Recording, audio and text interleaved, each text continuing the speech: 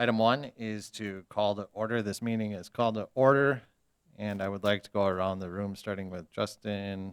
Please introduce yourself. Justin Lewis, District 3, Alderperson. Matt Zacher, Mayor. Dennis Pollock, 6th Ward Alderman. Patrick Delaney, District 7. Todd Eckes, Fire Chief. Ryan Hartman, Human Resources Manager. Okay, we are moving on to item 2, discuss and consider for approval a request from Fire Chief Eckes to allow a battalion chief to be appointed to the vacant deputy chief position. As no division chiefs currently qualify for the deputy chief position, this will allow the appointment of a battalion chief as deputy chief for this vacancy only, with a recommended stipend additional compensation of $5,300 per year for a battalion chief so appointed. Mr. Eckes. Yeah. So the reason this came up is I guess we never fathomed or even thought that we'd lose both our division chiefs within 3 or 4 months of each other. That usually doesn't happen. But what that did was it put 2 very young people in that position. As far as young, I mean new to the job, very qualified, but it's like any job. When you go into it, you know, there's a learning curve for everything. So the deputy chief requirement is a bachelor's degree, and neither one of these have it yet, because to become division chief, you have to have it started and completed within 18 months. Plus, they have a lot to learn in their 2 jobs. So going forward, just projecting out, I'm probably a year or year and a half away from retirement. This gives the opportunity for who probably is the successor to that position to become deputy chief, if he's so chosen within the department, as a battalion chief. He's very qualified for the position, and that gives him the opportunity then for the 2 division chiefs to be able to finish their degrees and be qualified for that. That battalion or that deputy chief, who, if he does become chief, has an opportunity to watch and see determine which one of those 2 would be his deputy chief then. So I spoke with Sue about it, because it does say that when this was put into place 5 years, 6 years ago, whenever they split those 2 positions, it was brought up in the minutes that it would be a division chief. Again, we never fathomed that we'd lose both of them within 3 or 4 months of each other. So as I spoke to her, she said it's just a matter of getting it approved by HR and then council, the change. And then when we talked about, you know, where does that fit in the wage scale, she said try to figure out a fair average of what that would be across that entry level up till control point. And then you can either put another grade scale in there, which I think this may be the only time we'd ever use this, you know, if things operate properly and people move out and we don't lose 2, but or we can do it as a stipend. So the calculation sheet I gave you on the back of what I handed out was the entry level is about $5,300, but if you want to do an average, what I did was I took the entry level deputy chief at $85,696 and took the entry level of a battalion or the division chief off of there. So at entry level, the $5,304 would be the entry level on the wage scale. At 91%, which is 2 spots up from that, I did the same thing. The 91,748 minus 86,070 would be 5678, and then the 97%, which is right under control point, same thing. Added those up, divided by 3, and if you wanted to do that, it would be the 5678, or if it's entry level, it would be the 5,300. So I guess that's what I'm proposing to you, is that we do the language change in the SOG that I gave you. The language change is in red. And then if we get approval, we can move forward with appointing a battalion chief as deputy chief. Do you have any questions? Any questions from the committee? Mr. Pluis. Question. So has the Wisconsin Rapids Fire Department done this in the past where they named a deputy chief, a battalion chief, a deputy chief? Yes, that was prior to the two positions being split as a division chief of fire and a division chief of EMS due to the workload. Prior to that, the battalion chief, actually Scott Young, when he was a battalion chief, was the deputy chief. Bob Bartek, when he started out as battalion chief, was a deputy chief. So it has happened in the past. It's when Chief Young proposed to HR committee 6 years ago, 5 years ago, to make those two positions because of the workload, that it was decided that would make sure that it was one of those two division chiefs as a deputy chief. Again, we just didn't have the foresight to think that we'd lose both of them within 3 or 4 months of each other, so. And you mentioned that this is being pursued because the current two division chiefs don't meet them qualifications. Correct at Do- this time, yeah. Either one of those division chiefs, are they, either one of them enrolled in a bachelor's degree program? They both are. Because under the minimum training requirements required to perform the essential job function, it says bachelor's degree in fire science or related fields or enrolled in an accredited college. So I would say if they're enrolled, they meet the qualifications. And again, I get back to they're brand new in their job and they've got a lot to learn and to do. And, I'm saying putting that extra workload on them two right now is going to take away from what they should be focusing on, and that's learning those two new positions, so. So that extra workload then would fall on the deputy chief. Yeah, what's outlined in the deputy chief job description. What happens when that deputy chief that's working 48 hours on, 96 hours off duty, what happens when those two 48 hours fall on a Saturday, Sunday? Is there no deputy chief available the Monday through Friday of the following week then? No, that's why we give them the stipend. They're available for, like, if I take vacation and there's a need for that deputy chief to be in my office, they would come off the line for that week, so. So they would be, Just like they have in the past. but what if you're not off? They're not required to come in Monday through Friday? No, not as a battalion chief. They would stay on their 48, 96, but always available for any, if we'd have a meeting that they needed to attend, they would be in for that. That's why they get the extra stipend as a deputy chief. So then if it's only when you're off that the battalion chief steps up into the duties of deputy chief and does the roles outlined in here, would that really burden the two division chiefs to do that? It's more than that. That's also my second. They're part of planning. They're part of putting the budget together.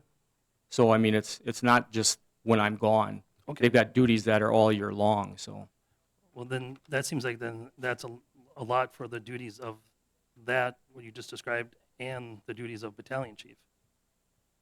I think you're combining two positions that are going to be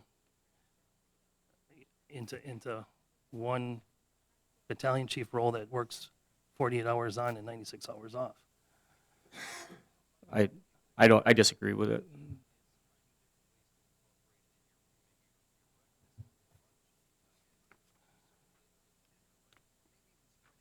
The most qualified person is the person that's in a battalion chief's position right now.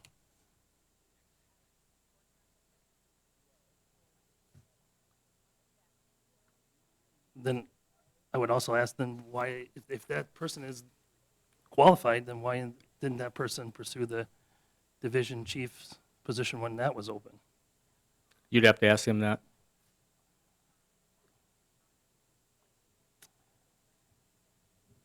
I guess I don't have any other questions. Mr. Hartman. Just for clarification, and I think it was noted and it is in the agenda item, this is for this vacancy only, meaning this would be a one-time occurrence that going forward, if this were to come around again, which we don't foresee that happening, we would have to come back here for the same allowance. This would not be a permanent change or disclosure to that any battalion chief could always become deputy chief. It would still, if you see, within the wage scale, the deputy chief is a grade above, is one grade above the division chief of EMS and fire. That's the stipend that Chief Eckes was referring to. So that's in and of itself a division chief typically in the pay grade scale. So while we're talking just the numbers and how they fall on the scale itself, that deputy chief is one grade above division chief. So if we were to do this, it's for this vacancy only, a one-time occurrence, and not something that would be precedent-setting going forward. Thank you. And with that, we're not bumping them up to division chief and the deputy chief. They're getting just the stipend for deputy chief, so.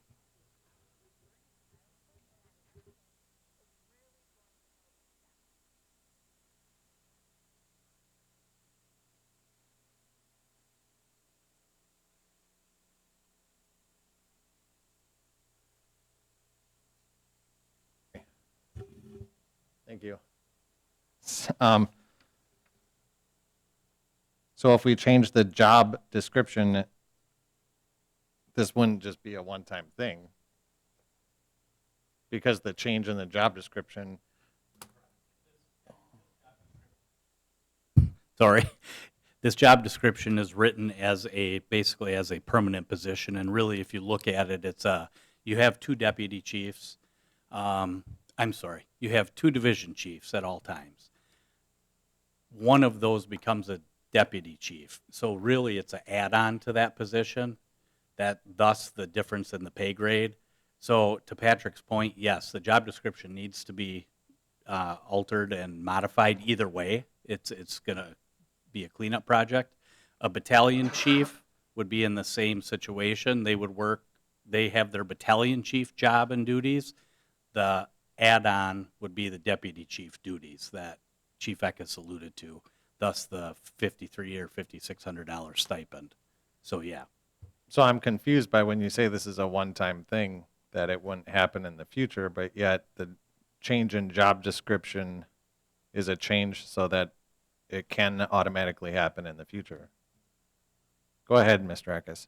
So the reason I wrote it in there like that is, if you read it, the first selection for deputy chief would be a division chief. But in the event that they're not qualified, it could be a battalion chief. That's not where my confusion comes in. My confusion comes in is that Mr. Hartman said that it was a one-time thing. Well, I mean, I wrote that in the event that going forward, we don't have to go through this whole thing again. So there's a initial plan of division chief, and if this ever happened again in the future, there's a plan where we don't got to, flounder for 2 or 3 months trying to figure this out again. So that's why I wrote that like that. It is the intention of the job description that a division chief do it or get it. If not qualified, then it moves to a battalion chief.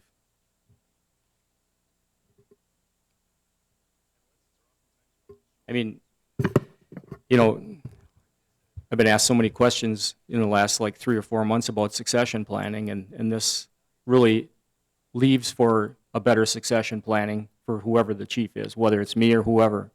If that successor lies at a battalion chief level, succession planning is much easier. If you know what I mean? Getting somebody ready for the position that has interest in it, is lying at that level, and is more qualified than 2 at a division level, then to me, it just makes good sense.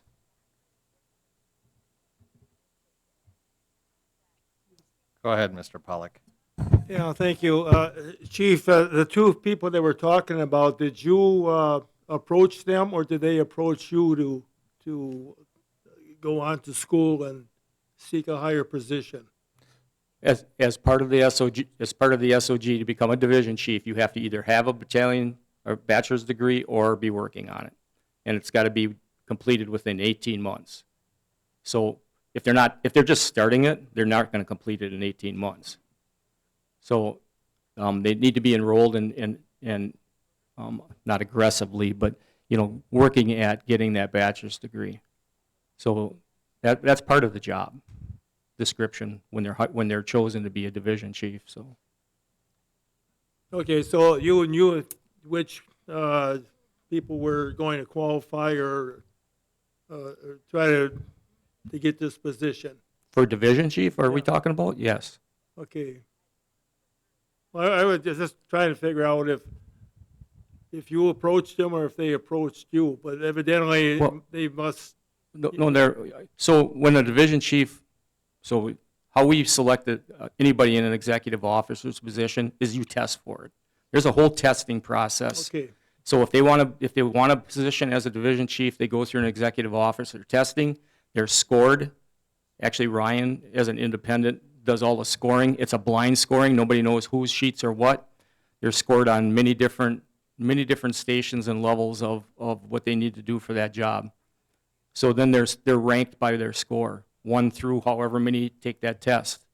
So these two that are in that position were the higher of the scorers for those positions, but yet still hadn't finished their bachelor's degree. They were working on it. So, and if we go back to most qualified for the position, Justin or Alderperson Pluis is talking about, they're working on it. One of the preferences or qualifications for chief is also executive fire officer.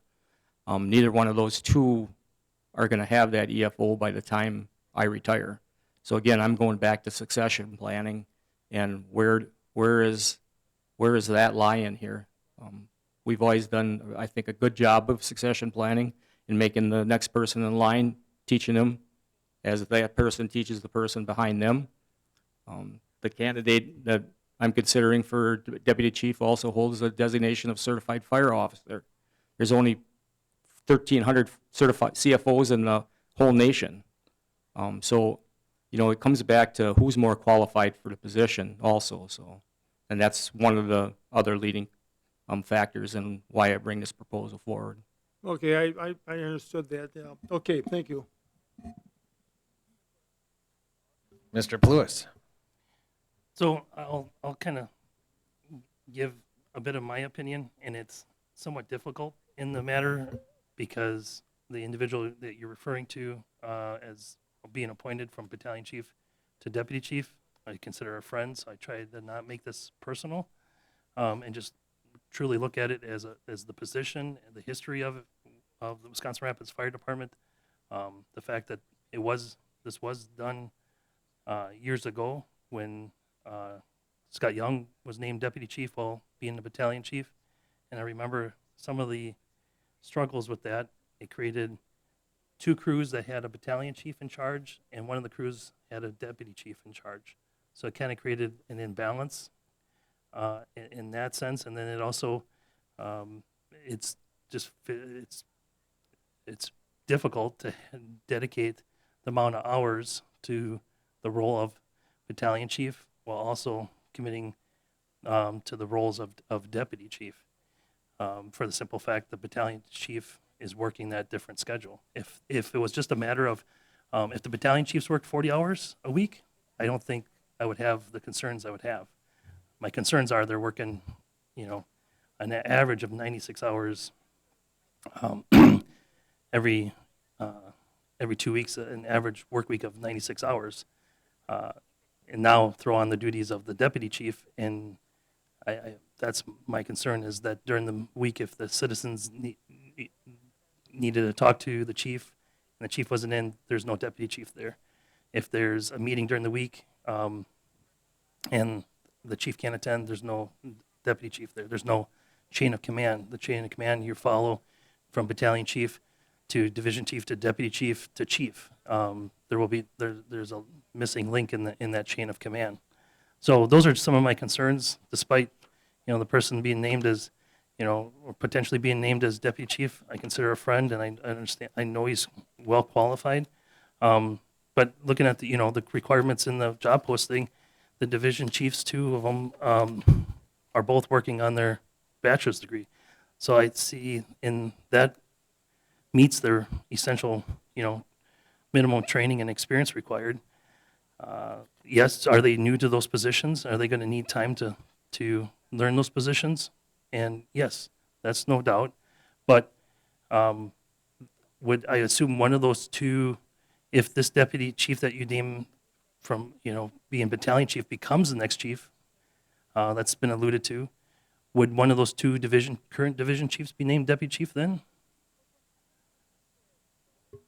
I don't know, because it's the fire chief's option to name whoever they want for deputy chief. So they could potentially name one of the battalion chiefs then? No, because the SOG says one of the division chiefs as qualified.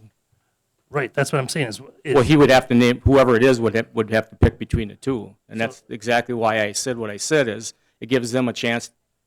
One of these guys has been on a job for 3 months, and one guy's been on a job for 3 days. well, they've been, And there's no way that they barely know, and both of them come off the line. I mean, not even off from a battalion chief's position. One came from a motor pump operator, and one came from a lieutenant up. So there's a learning curve there. And they should be focusing on that in their first year on the job, year and a half on a job, not also deputy chiefs. And quite honestly, for the last, 3 months or month and a half since our deputy chief resigned, the person we're talking about has been taking care of those deputy chief duties, coming in the meetings when he has to, being at these meetings with me when we were discussing at the last HR meeting, proposals. So there's not a problem. There's great dedication with that person, and I don't see what you're worried about being a problem. okay. Mr. Zacher. So why was the battalion chief that we're talking about, if that's the succession planning, how come that person didn't move into one of the division chief positions if he was more qualified to do that role, so that he could then take on this and the deputy chief position? You'd have to ask him. That wasn't, It's not like he was told he couldn't do it. So you'd have to ask him. thank you. I can tell you one of the reasons that we get a lot of people that don't take positions, and now it's ending up back, is the salary for those positions. They could make more money in where they are than moving up. So, I mean, that might be a factor in it. You'd have to actually talk to those people, so. Is that in terms of like overtime and all those factors that are included? I mean, the division chief would be more salary, plus more, maybe perhaps a better working schedule, being off at night, depending on what their preference is. But ultimately, it's because of the overtime that they're saying they're going to lose money. We've had a compression factor from the lieutenant on up, even the battalion chief, for many, many years. I'm sure Alderperson Lewis can talk to that from when he was there. There was a lot of people that never wanted to move to the battalion chief's position because they can make more money as a lieutenant. So it is because of overtime and things like that. Yeah, you get called in for 3 or 4 fires in a year, and you're making more money than what you would at those other positions that are higher up. So I don't know that that's the reason. Like I said, you'd have to ask that person why they didn't move up. You have to ask them. But Okay, thank you. I was just wondering if you could explain to the people watching the different positions and how they are. It starts out with chief, obviously. Yep. There's one of them, how many there are, sure, and then it goes to deputy chief, is that correct? fire chief obviously runs the fire department, and then there's 2 division chiefs. One takes care of Division. all the fire side. That includes inspections, fire code enforcement. He's the fire marshal, or they are the fire marshal, fire training, you know, anything that deals with the fire trucks, that kind of stuff. So EMS takes care of the whole EMS side, quality assurance, training, and then it goes to 3 battalion chiefs. Each battalion chief leads a crew that has lieutenants, drivers, and firefighters on it.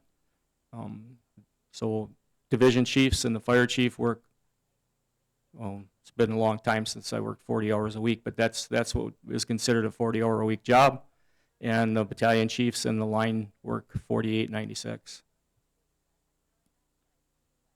The deputy chief is then appointed by the fire chief.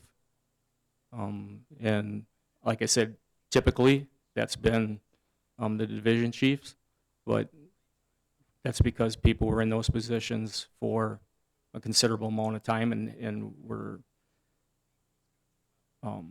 very proficient at that. And it was the right move at the time. I agree with it, but again, I get back to nobody thought we'd lose 2 people in those 2 positions within 3 months of each other, and then with one on for 3 months and one for 3 days, now we're supposed to name one of those as deputy chief. So there's more qualifications at that battalion chief level right now than there is at the deputy chief or the division chief, and that is not a cut on either one of them. They're both greatly qualified for their jobs, but there still is a learning curve that they need to have before they would go into that realm. So,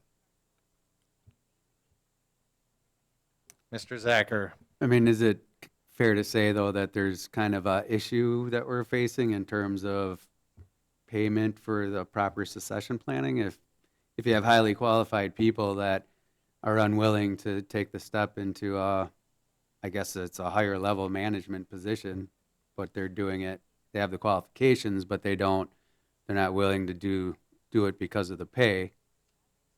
Well, so that's what we're asking for right now, is if we add on the 5,300, then it's coming close or must be equal to at least what he's making with the overtime as a battalion chief. That's kind of what we're facing, is a $5,300 shortfall. Is that right?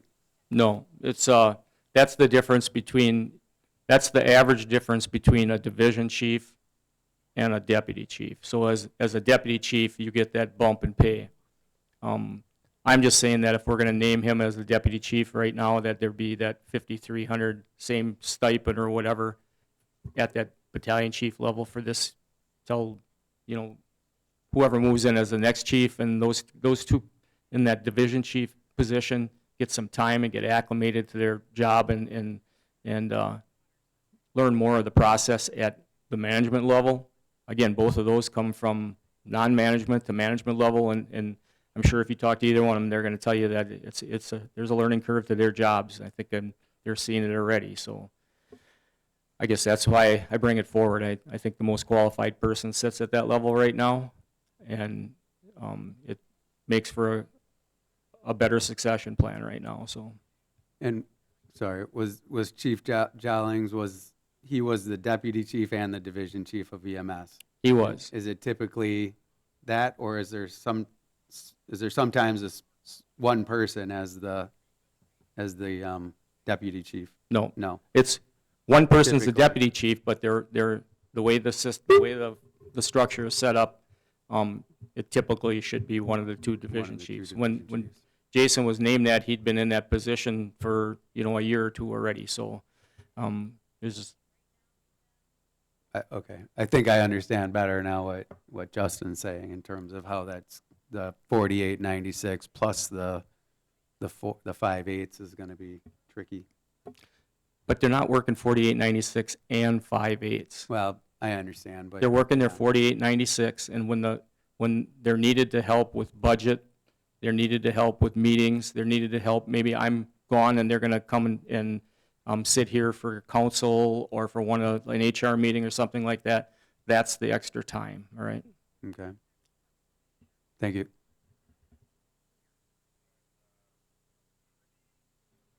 Mr. Hartman. Thank you. Just again, to add some clarity, I believe without breaking any confidence in individuals that I've spoke to, because I would not do that, throughout the interview process or those types of conversations, for right to privacy. But as a whole, salary is some contingent part of the reason with multiple individuals, not just one in particular. That is one aspect. The other aspect is, as much as, and I've learned this, is, in my world, 8 to 5 typically or theoretically, and weekends off is, that's a great thing. Some of these individuals have led a life, and I'm just going to allude to Mr. Pluis, I believe, who had spent his entire firefighting life working shifts, and then the 4896, be it 24, 48, 48, 96, I don't think it matters. I believe there's an adjustment period, and that is one of the options that individuals weigh out when they make that move. It's like, I don't know, I've never done this before. I'm used to having, my 4 days off. And while that rotates Monday, Tuesday, Wednesday, Thursday, and the following week is Wednesday, Thursday, Friday, Saturday, or however that schedule falls, I think that is another weight that they look at. And it's a heavier factor than I give credence to, because I'm old and I've only lived a life of, 8 to 5 and weekends sporadically type thing. I've never done shift work. So I don't know any other way. And some of these individuals, I believe, don't know any other way either, and through no fault of their own, but they're weighing, it's a big life adjustment. Like, and again, I keep pointing at Justin, but, when we talked and went through some of those things, those are concerns that I hear about. So I just wanted to put that out there. Another factor in regards to the salary and the scale. Again, the prototype of the scale is that if you become new to a position in that scale, you essentially fall at the entry level or the step above, which is greater, where you would fall. That's on the premise that step 6 in the new scale from 2024, at step 6, which is your year 4 marker, is when you should be hitting full stride and being fully competent. So I think to everybody's point here, you can't take overtime into an equation, right? So your straight salary, you look at that because you don't know what overtime is going to be from year to year. You can ballpark it, but then how do you ballpark it for one department and not the other department? It's in an unfair equation to look at it that way. So you look at the salaries, and that's where they fall. But then that is a caveat for individuals also looking along with the schedule at that. But then individuals have the ability to grow or slide up the scale 1 year at a time up until they reach that market rate. And then they'll continue moving annually until basically the 9.5, 10, 12-year mark. Then they would go to 18 months and then every 2 years. But they would continue moving annually for recognition of longevity within that position and being a quote-unquote, they fully functional in that job at the year 4 rate. So again, that goes back to the premise of how the schedule and scale was built. So while there are kinks in it, it's not perfect, but I still do think it kind of holds true to how we want this to work going forward. So I said my piece. So thank you. So when they are placed in the step above, does that mean, is that where the 5,300 comes in? No, no. The 5,300 would be the difference between entry-level deputy chief and entry-level division chief, which is just a 1-grade separation. So you're talking grade 17 to grade 16, both at entry level is 5304, I believe, the exact dollar amount. So assuming, that if we look at, you got 2 division chiefs and this potential deputy chief, everybody's entry level essentially at this point, 3 months, 3 days, and new to a deputy chief. they should essentially fall with that 5,300 marker. And as that scale slides along, you're seeing a relative difference of anywhere from, like Chief alluded to, 5,300 to 5,678 as it goes up the scale, so.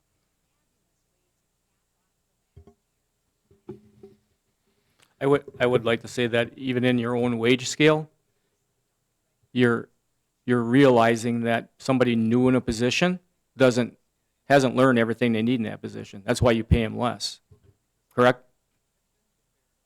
So, 2 new people in a position less than 6 months each. Well, I think Brennan might be in there for 6 months, but 3 days, and now you're going to say they're good enough to become the deputy chief when they haven't even learned their job yet. You know, there's a reason I'm bringing this forward. I think the best path forward is let these 2 get acclimated into their position. By the time I leave, they're probably going to have their bachelor's degree, and everything will go back to the way it was before, with where the deputy chief gets named. And the person that we're talking about here is the most qualified to be in that position right now. So, Mr. Pluis. So to Chief's point that the 2 division chiefs are new to their position, well, the named, battalion chief named deputy chief would be new in the role of deputy chief too. It's not like you're taking a deputy chief from with the experience of deputy chief. They do have, degrees and qualifications, and I don't diminish that at all, but that person would also be new in the deputy chief's position. but now he's got 1 new position to learn instead of 2 new positions to learn.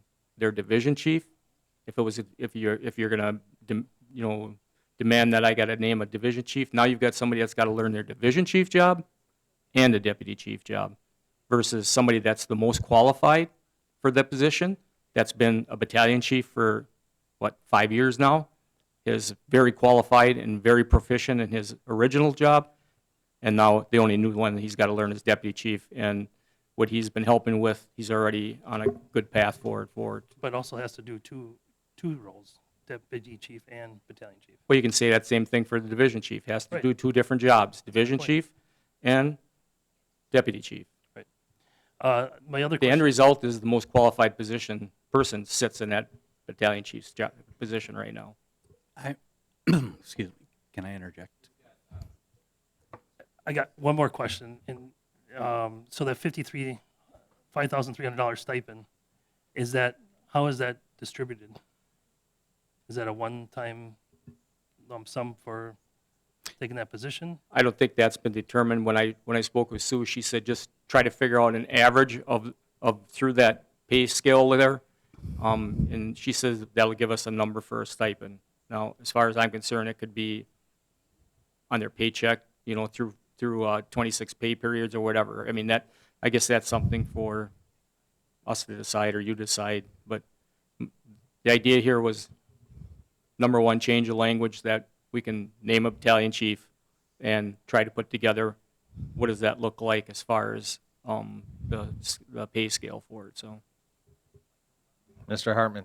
And just to be cautious, we need to remember as we're talking about this, we're talking about the positions, not the people.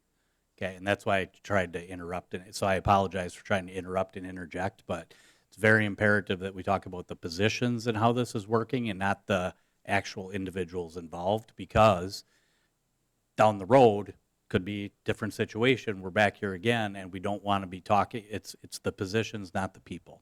Thank you.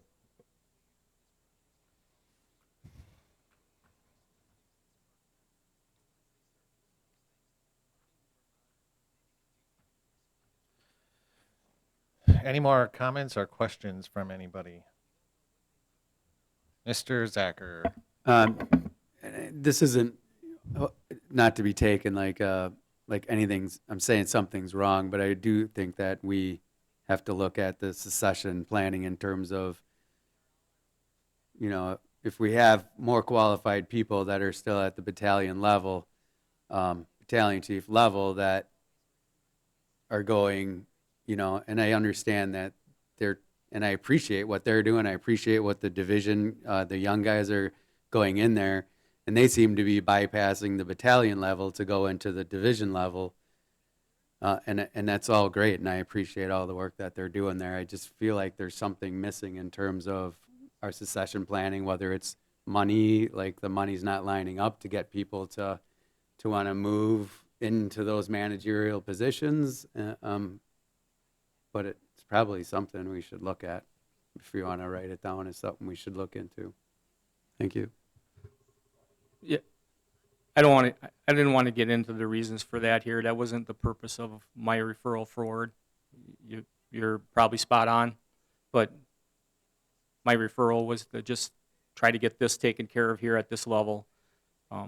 I shared something with Ryan Hartman about wage scales that he asked me to send to him.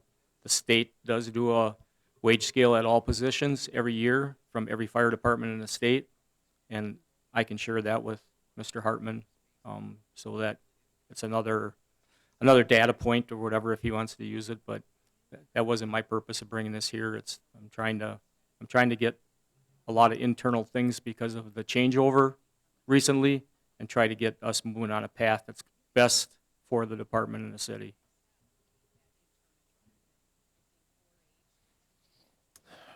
Well, in my opinion, a lot goes into deciding where they want to be in the responsibilities that they are taking over. If they want to move up or stay in the position that they want to stay in, if they want to, I'm sure there's a big difference between the chief and the battalion chief as far as what he does on a daily basis. So, do we have any more comments or questions at all? To me, it seems like there's two different things going on here. One is the change of language, and the other would be the additional stipend. Is that correct? Like, am I wrong in that? Well, the only reason they're sitting there together is there is no pay scale for a battalion chief that moves to deputy chief. So that was one of the things when I spoke with Sue about.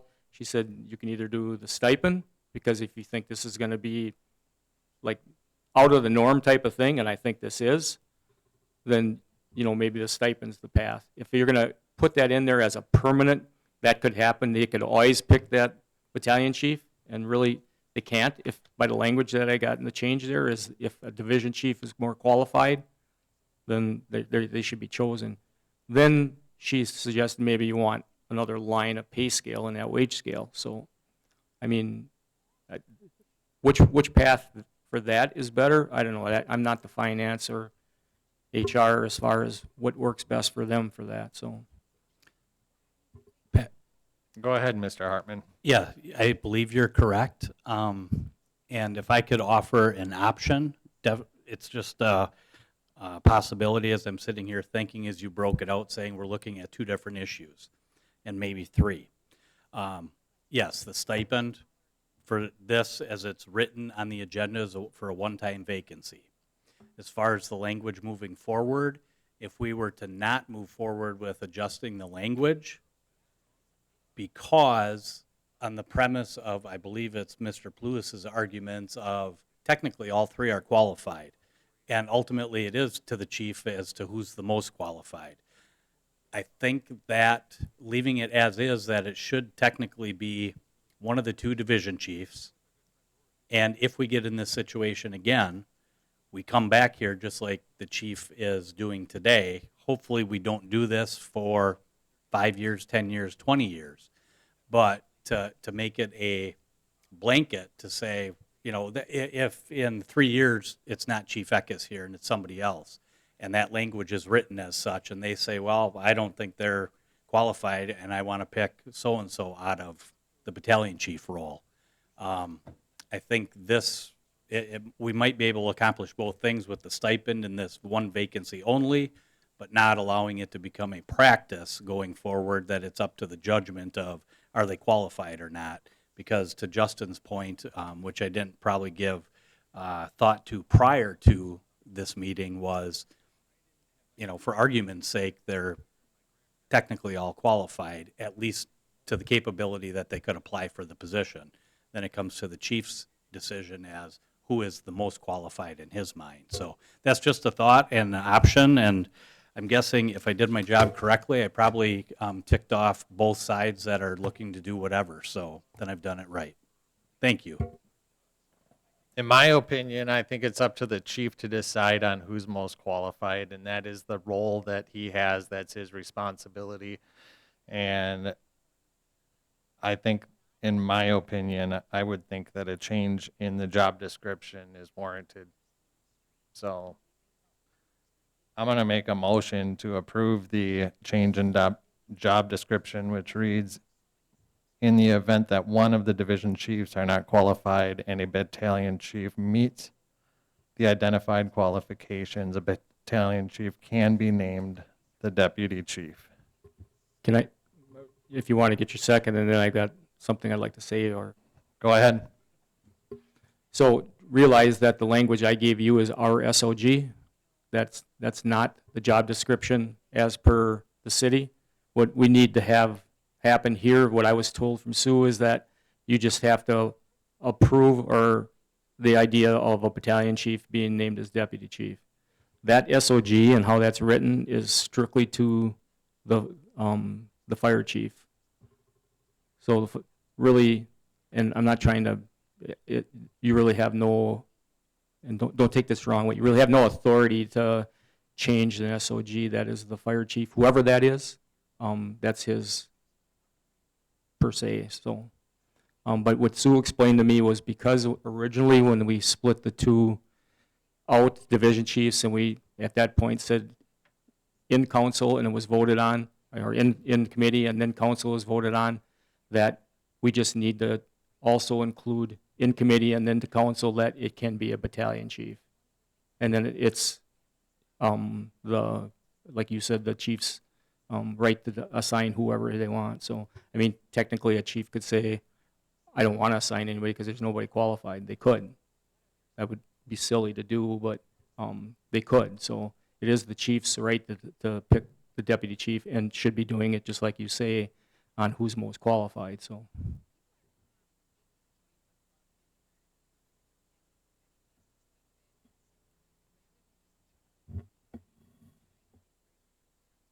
Hey, Patrick.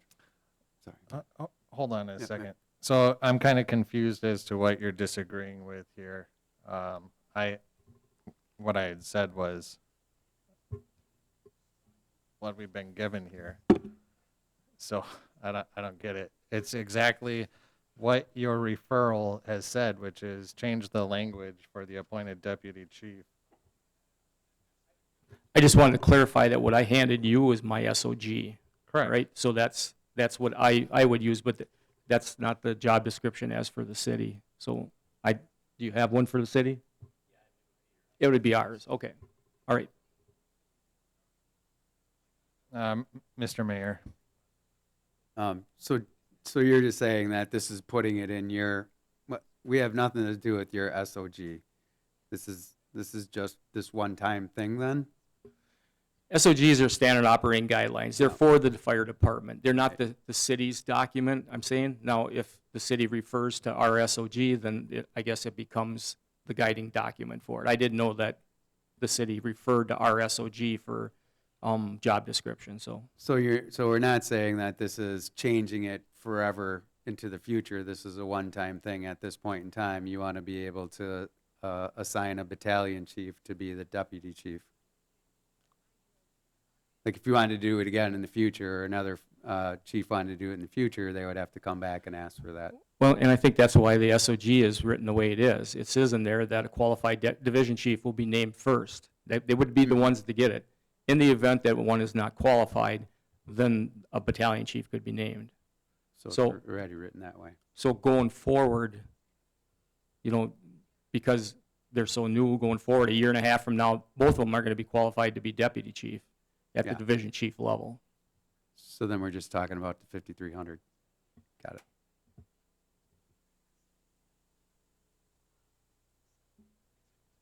Do I hear a second to the motion? I do not hear a second to the motion. Do we have any other motions that are going to be made on this item? Well, Mr. Chairman, Mr. Hartman, what type of a motion would you want to come see out of this committee? Seeing as we're having some trouble with the wording of it. I think what was proposed or put on the floor is what was intended by Chief Eckes, if I'm not mistaken, and that's what was brought forth. So that's the language to be voted on and proposed. The only other option that I threw out was approve this as a one-time and basically don't touch the SOG and leave it so that you would have to come back here in the future if this were to happen again. But that's, essentially, we're talking, I think the main point is the one-time appointment for $5,300. But that's what Patrick proposed.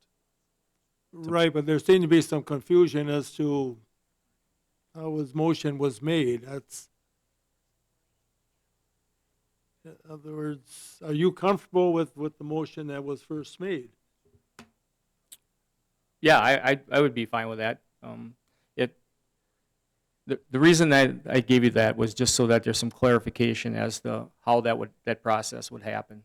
That's why I left it in red. That's the change in that SOG that wasn't there. Because Sue had talked about there needs to be in committee and then in council the approval of the battalion chief. And that's why I gave that as a guide. If I said something that confused you, I'm sorry. It's a guide, standard operating guideline, SOG, for language for that to going forward then. So Okay, thank you. Mr. Chair, if you want to make the same motion, I'll second that. I do not want to make the same motion. I am, I'm done with this, item, if we would like to move on.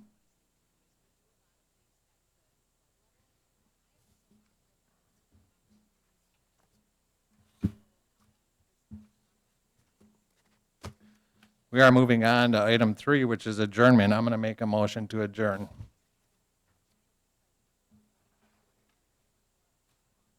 Second. Second by Pluis. All in favor, respond in the affirmative. Yes.